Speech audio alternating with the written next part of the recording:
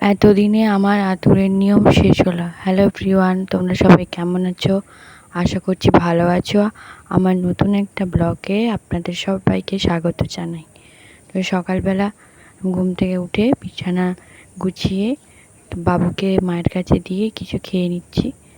তারপরে দেখো বেরিয়েছি একটু ঘুরতে। তো যেহেতু আমার সিজারিয়ান বেবি বা সিজার হয়েছে, সেক্ষেত্রে এখনও আমি সুস্থ হতে পারিনি। এখনও অনেকটা দুর্বলতা নিজের মধ্যে কাজ করছে, তবুও নিজেকে সুস্থ রাখার চেষ্টা করছি। দেখো আমাদের এখানে ধান চাষ শুরু হয়ে গেছে, ধান রোয়া, ছোট ছোট ধানের তোলাকে এবার রোয়া হবে। তো গোটা মাঠে জল করেছে, বৃষ্টির জন্য জল হয়েছে, তো পর্যাপ্ত পরিমাণে জল হয়নি। তোমাদের যদি আমার প্রেগনেন্সি নিয়ে যদি কোনো প্রশ্ন থাকে অবশ্যই আমাকে করতে পারো, আমি সেসবের জবাব দেওয়ার চেষ্টা করব। তো দেখো গোটা মাঠ একেবারে জলে পূর্ণ, এবার দেখবে সবুজ হয়ে যাবে কিছুদিন পর। আমাদের এখানে চাষবাসের ওপরে জীবন চলে। তো আমার বাবু এখনই খুবই ছোট, দেখতে পেলে তোমরা খেলা করছে। তো এই ঘোরাঘুরি করে, যেহেতু আমি এখন বাড়ির কাজ কিছুই করি না, আমার শাশুড়ি মা সবই করে।